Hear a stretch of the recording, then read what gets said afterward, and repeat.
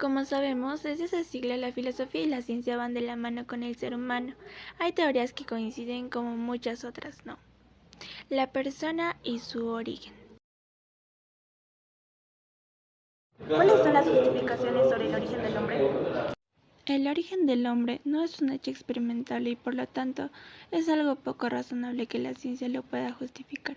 El evolucionismo propone que el hombre viene de los primates. Por otro lado, la pregunta del origen del hombre es una pregunta también filosófica relacionada con el creacionismo.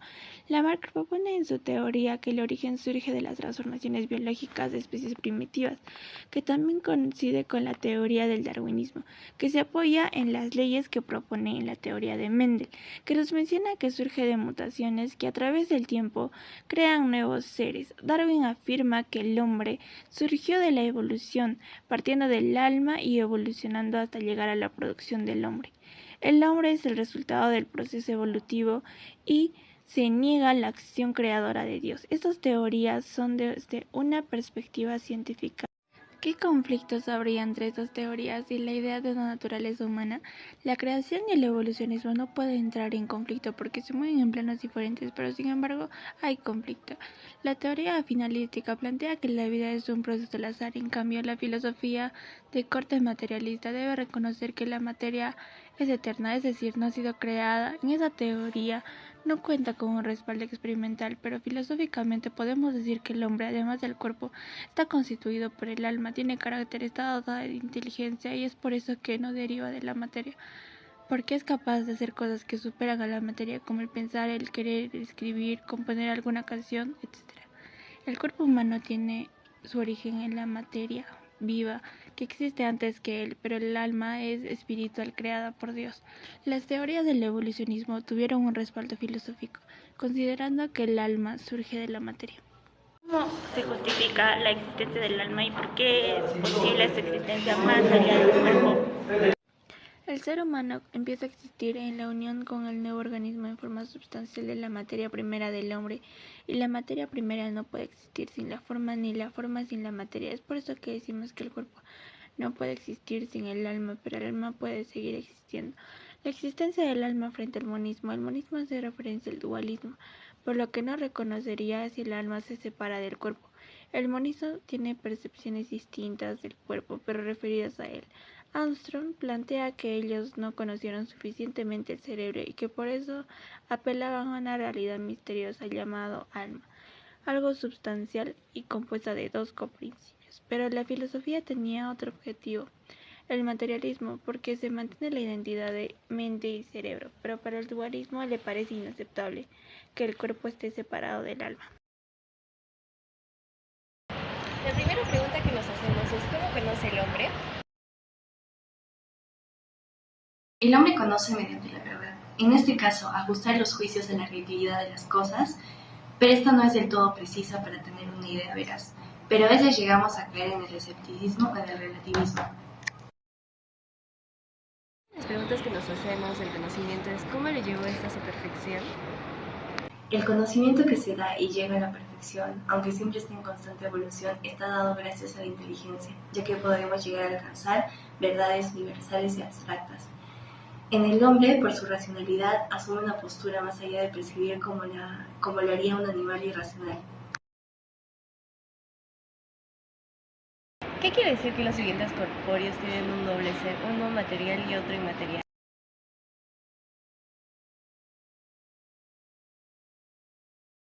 Un ser corpóreo y material es un objeto adecuado al entendimiento del ser humano. Es la naturaleza y seres materiales. Se sabe de su existencia concreta y válida, sin ser abstracta.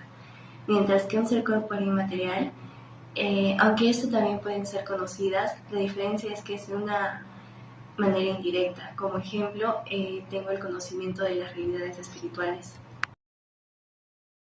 La asimilación cognoscitiva refiere al proceso mediante el cual un sujeto adquiere conocimiento de un objeto.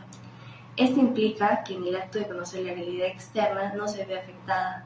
Quiere decir que el mismo objeto mantiene su identidad y realidad independientemente.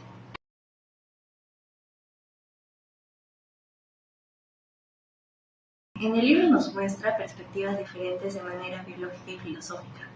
Preguntarse qué es la muerte es una cuestión fundamental de la existencia misma. A lo largo del tiempo, la muerte se le ve como algo negativo, como algo positivo.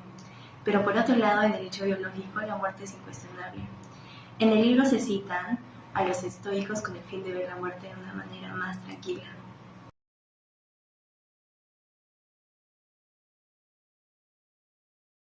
Para Santo Tomás, la muerte es un mal que va en contra de la naturaleza. Encontramos en los escritos de Santo Tomás, la muerte no se presenta solo como el mal mayor, sino como el mal que resume y abarca otros males como el hambre, la enfermedad y el dolor. La muerte se encuentra en el pecado, que hace al hombre pasible y mortal, experimentando en su cuerpo el defecto de la corrupción. La posición de Santo Tomás destaca la idea de que la muerte, lejos de ser un elemento positivo en la realización del ser humano, es un mal que surge del pecado y afecta la integridad del ser humano. ¿Cómo es que supone la muerte de Epicuro? ¿Cómo entiende la muerte Epicuro? En este contexto lo más oportuno es ignorar la muerte, pues no es un problema real para el hombre. El peor de los males, la muerte, no significa nada para nosotros, porque mientras vivimos no existe y cuando está presente nosotros no existimos. Así pues, la muerte no es real ni para los vivos ni para los muertos. Esta cita básicamente te habla de que podamos reflexionar y vivir el presente. Considera que la muerte no tiene relevancia mientras estamos vivos, ya que en este momento no experimentamos la muerte. Además, cuando la muerte está presente, se dice que nosotros ya no existimos para percibirla. La muerte hoy en día puede ser de diversas perspectivas y por diversos factores. La manera de pensar de cada uno es diferente, pero aún se percibe el miedo de algunas personas cuando tocamos el tema. Considero que una historia de la muerte no es del todo concreta. Aún existen vacíos, como que ¿qué pasa después de la muerte? ¿Dónde se encuentra nuestra alma? Pero para finalizar, la muerte va a llegar tarde o temprano y a veces es imposible evitarla, porque no sabes qué es lo que puede pasar el día de mañana.